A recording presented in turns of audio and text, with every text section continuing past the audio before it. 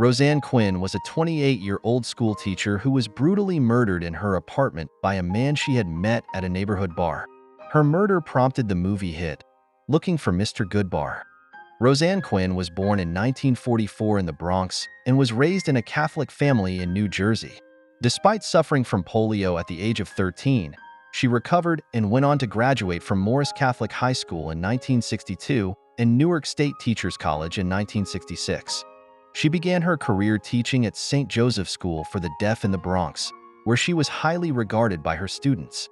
In the early 1970s, Quinn moved to the Upper West Side and lived alone in a small studio apartment at 253 West 72nd Street.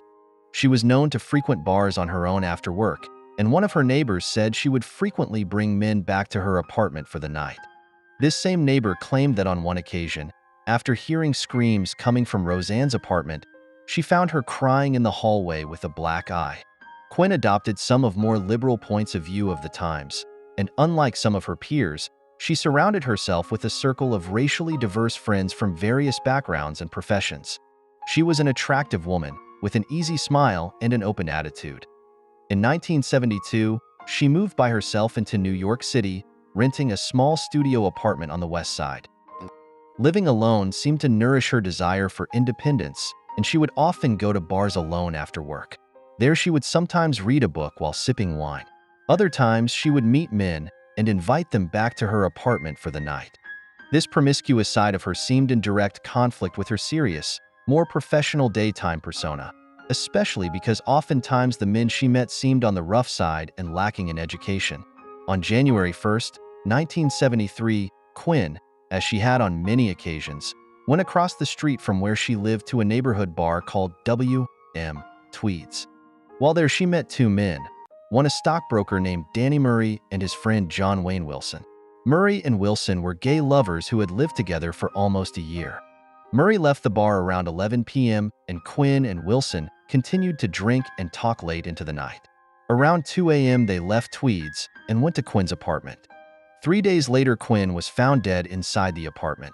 She had been beaten over the head with a metal bust of herself, raped, stabbed at least 14 times, and had a candle inserted into her vagina. Her apartment was ransacked and the walls were splattered with blood. Detectives said that Miss Quinn's body had been found on a sofa and that she had been repeatedly stabbed. A hollow sculptured bust of a woman had been placed on her face, they said. An autopsy by a medical examiner showed that Miss Quinn had been raped and that she had been stabbed 14 times. John Wayne Wilson. On January 11, 1973, police arrested Wilson for the murder of Roseann Quinn. Afterwards, details of Wilson's sketchy past were revealed. Wilson later made a full statement about the case. Quinn. Wilson and Quinn went to her studio apartment at 253 West 72nd Street on the 7th floor, where they smoked marijuana and attempted to have intercourse. As Wilson later told his attorney, he was unable to achieve an erection.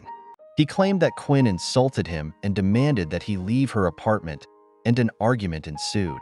After a struggle, Wilson picked up a knife and, according to his police statement, stabbed Quinn 18 times in the neck and abdomen. After the murder, Wilson covered Quinn's body with a bathrobe, showered, and left the apartment. Before leaving, he wiped his fingerprints off the murder weapon, the doorknobs, and other surfaces that he had touched. Later that night, Wilson confessed the crime to Guest. Believing that Wilson was fabricating the story in order to get a plane ticket home, Guest gave him enough money to leave town. Wilson first flew to Miami to pick up his wife, Kathy, and they later flew to Indiana. In May, Wilson got into an argument with a prison guard and threatened to kill himself. The guard taunted him by asking if he wanted sheets to help him commit suicide and later threw bed sheets into his cell. Wilson used those sheets to hang himself on May 5, 1973. An investigation was held into the circumstances of Wilson's death, but no charges were ever filed.